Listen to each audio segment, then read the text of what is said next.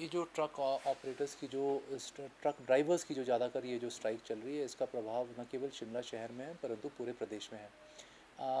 जायज़ सी बात है, हिमाचल रोड ट्रांसपोर्ट कॉरपोरेशन के तीन मेन ऑयल सप्लायर्स हैं, हिंदुस्तान पेट्रोलियम, भारत पेट्रोलियम और इंडियन ऑयल कॉरपोरेशन।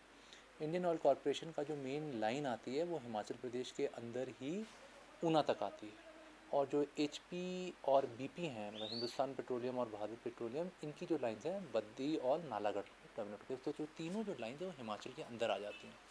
हमारे लिए चैलेंज ये हो रहा है कि उन पॉइंट से हम अपने पेट्रोल पंप्स पे कैसे लाएं।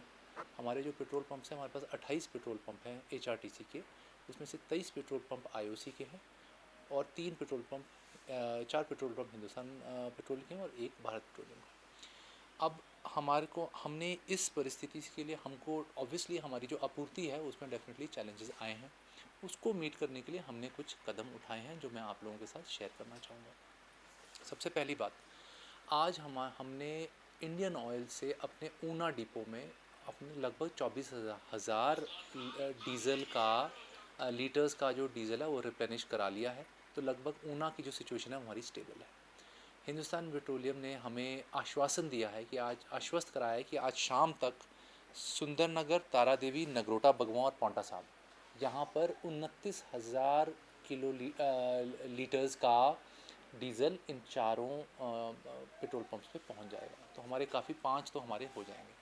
उसके बाद हमारी स्ट्रैटेजी ये है, हम अभी कुछ ट्रांसपोर्टर्स के साथ हमारे जो ऊना में जो हमारे रीजनल मैनेजर हैं वो भी, और जो आईओसी की जो हेडक्वार्टर टीम है वो भी डायरेक्ट संपर्क में है। 10 ट्रांसपोर्टर्स ने हमें बोला था लगभग 1 घंटे पहले कि उनकी गाड़ियाँ पहुंच जाएंगी, तो वो प्रदेश के अन्य जगहों पे जो हमारे जहाँ हमें कमी हो रही है वहाँ पर सप्लाई पहुँचा देंगे। ये मेन स्टेशन जहाँ पे हमें चैलेंज फेस करना पड़ा है, जैसे मैं आपसे अभी अभी बात कर रहा हूँ, पालमपुर, बैजनाथ, धर्मशाला, चंबा, जसूर, ये कांगड़ा जोन के हैं 5, नाहन, पांवटा जो शिमला जोन के हैं जहाँ हमें चैलेंज फेस करना पड़ रहा है, और नालागढ़ में भी हमारा हाफ डे के सप्लाई पे आ गया। ऊना हमारा अभी स्टेबल हो गया है, और मंडी सुंदरनगर। तो अब यदि इसमें पूरी जो पूरी परिस्थितियाँ जो उठी हैं, इसमें चैलेंज एक अच्छी बात यह है कि प्राइवेट पेट्रोल पंप डीलर्स ने अपने काफ़ी भारी संख्या में पूरे प्रदेश से अपने ट्रक्स ऊना भेजे, अपने टैंकर्स ऊना भेजे। हमने ये भी अरेंजमेंट, ये भी कम्युनिकेशन सारे उपायुक्त जो ज़िले में जो डीसीज हैं उनसे बात की है, और उनसे रिक्वेस्ट की है कि वो आगे एचआरटीसी की जो फिलिंग है इन प्राइवेट पंप्स पे प्रायोरिटी पे करें। तो हमने अपना plan A, plan B, plan C पूरा अच्छी तरह से बना लिया। जी जी, कुछ बदलाव ज़रूर आए हैं, कुछ कर्टेलमेंट भी हुई है, आज से हमने उसको स्टार्ट किया है। उसका एक रीज़न है क्योंकि हमें ये देखना पड़ेगा कि अगर डीज़ल की सप्लाई कम रही, जो वैसे भी नॉर्मल ऑपरेशन तो नहीं चला हुआ, तो हम वहाँ फोकस करना चाहते हैं जहाँ पर हमारी मैक्सिमम सवारियाँ। तो जहाँ पर हमने लगभग कोई 138 रूट्स ऐसे आइडेंटिफाई किए हैं जहाँ पर ऑक्यूपेंसी सबसे कम है, उनको अभी फ़िलहाल हमने बंद करने के आदेश दिए हैं। तो वो 138 रूट्स हैं मात्र 3,600 में से। तो आप देख सकते हैं कि वो तो मतलब 10% भी नहीं है। तो ओवरऑल हमारी सर्विस फिर भी चली हुई है। हमने एक और स्टेप लिया है, जो लॉन्ग डिस्टेंस रूट्स जो दिल्ली जाते हैं उनका हमने दिल्ली में ही फिलिंग का अरेंजमेंट की अनुमति दे दी है। तो क्योंकि दिल्ली में किल्लत नहीं है, दिल्ली में हमने कल बात की थी, वहाँ पर पंप्स पे आसानी से डीजल उपलब्ध है। तो हमने बात कर लिया, हमने पूरा अरेंजमेंट वो भी वर्कआउट कर लिया। तो जिस तरह से नहीं, देखिए ऐसा है, स्टॉक देखिए किसी भी समय पे एक नॉर्मल फंक्शनिंग के टाइम पे भी 3 दिन से ज़्यादा स्टॉक कहीं पर भी नहीं होता। कई जगह 3, कई जगह तो वो मतलब आप उससे ज़्यादा इतना बड़ा टैंक होता ही नहीं है, राइट। और एचआरटीसी की खपत भी बहुत है, कंजम्पशन भी बहुत है।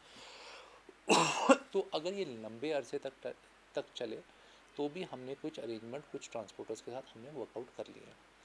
अगर वो, और वैसे भी जो प्राइवेट पंप्स हैं वो तो उनके पास तो अपने टैंकर्स होते हैं। प्रॉब्लम ये आई है इस बार कि हमारे पास अपने टैंकर्स नहीं हैं।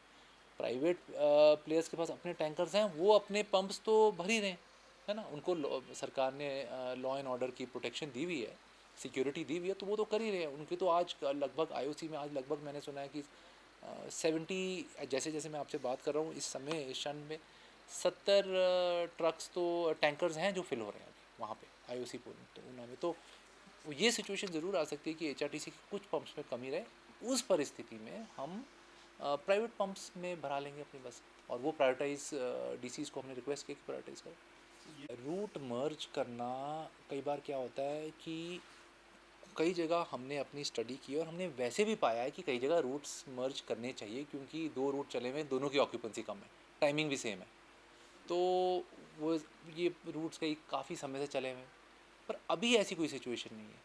अभी हाँ, हमने ये डिसीजन ज़रूर लिया है कि जहाँ पर लो ऑक्यूपेंसी है वहाँ पर अभी फ़िलहाल ऑपरेशंस को थोड़ा कर्टेल करने का हमने डिसीजन ले लिया है।